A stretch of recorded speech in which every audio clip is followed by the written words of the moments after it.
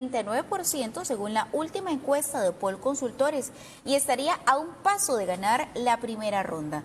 Nuestro compañero José Pablo Vega tiene toda la información sobre esta encuesta. Adelante, José Pablo.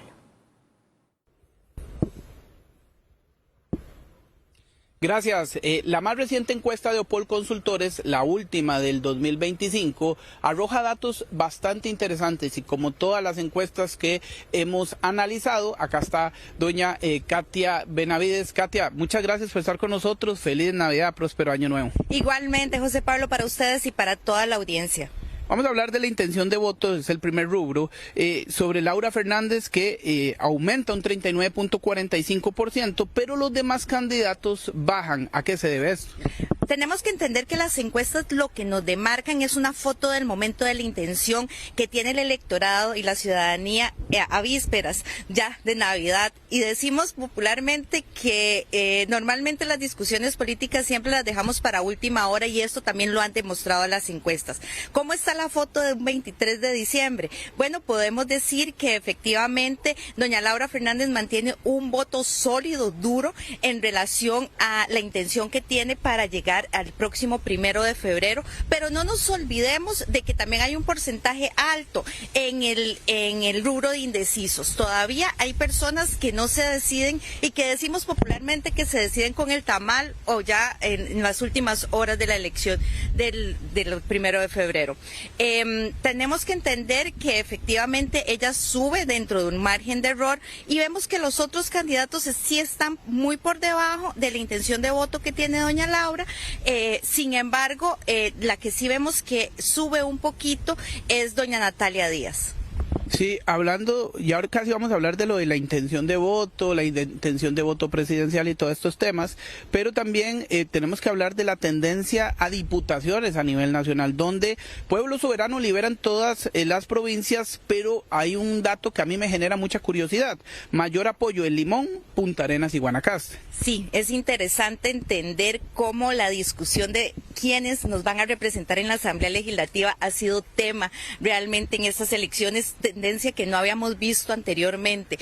Quienes le damos seguimiento a esto veíamos encuestas al final, al puro final de enero, donde sí se veía la intención de voto de Asamblea Legislativa. Sin embargo, últimamente y en estas elecciones se le ha dado mucho más peso a esos representantes en nuestras curules. Sí, vemos como también hay un alto porcentaje de indecisos, que esto se podría convertir en un voto silencioso, en un voto útil. No nos olvidemos de eso, porque a veces le decimos es que las encuestas no pegan, decimos popularmente, pero recordemos que es una foto y que hay personas que deciden no decir cuál va a ser su decisión al final o cambian de decisión en el último momento. Entonces, por eso es que no se llega a concretar esos porcentajes.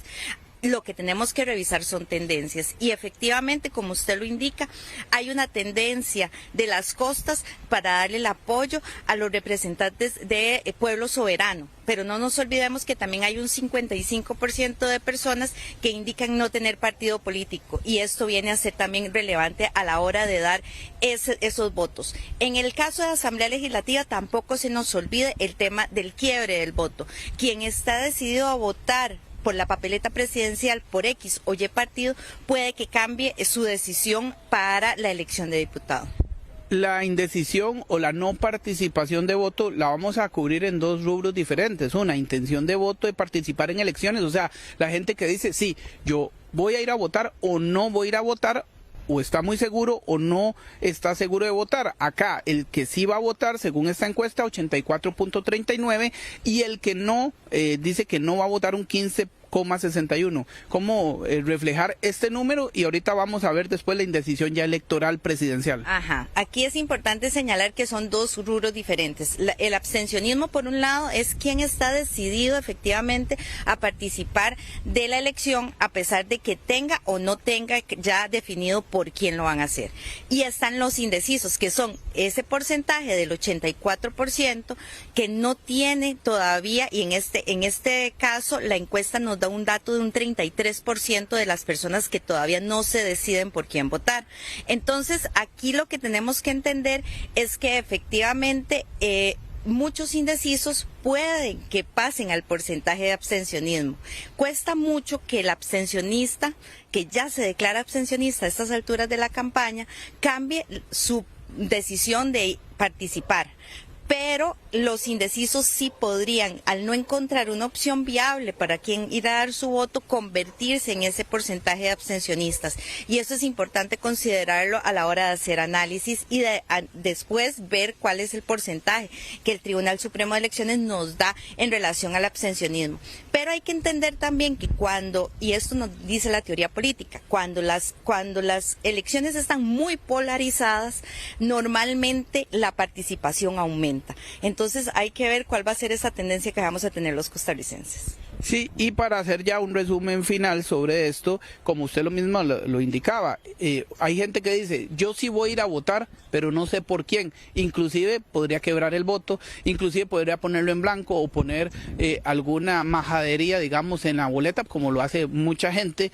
Y en este rubro de indecisión electoral presidencial, el 33 dice no sabe, voto nulo, blanco o no responde un 4.44 y total de indecisos un 37,42. Entonces, para tal vez recapitular, porque a veces cuando la gente habla de abstencionismo, cree que es las personas que no van a salir ni siquiera de su casa, y esto no es así. Puede ser que haya gente que sí vaya, pero no vote.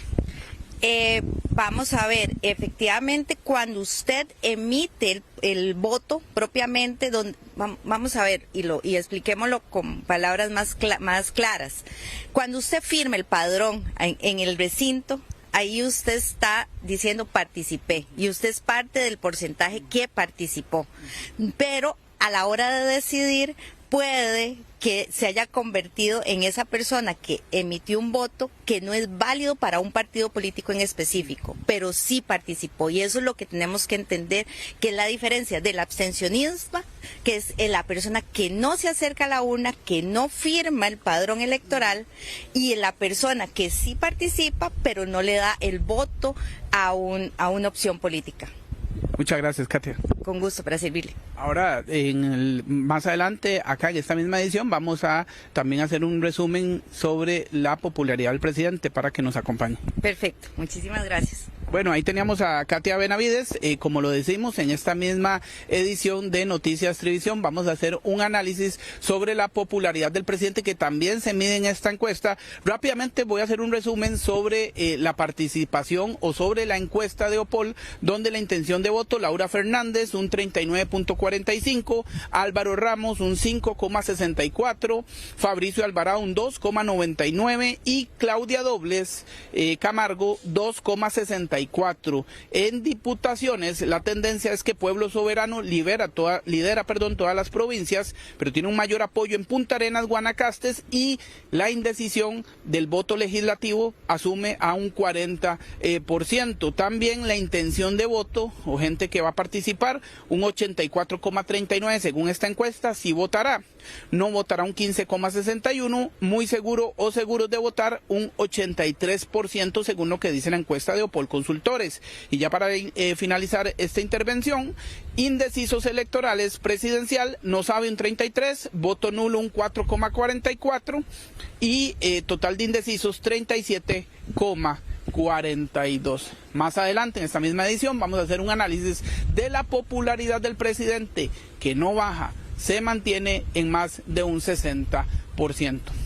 Desde San José, este fue un informe de José Pablo Vega.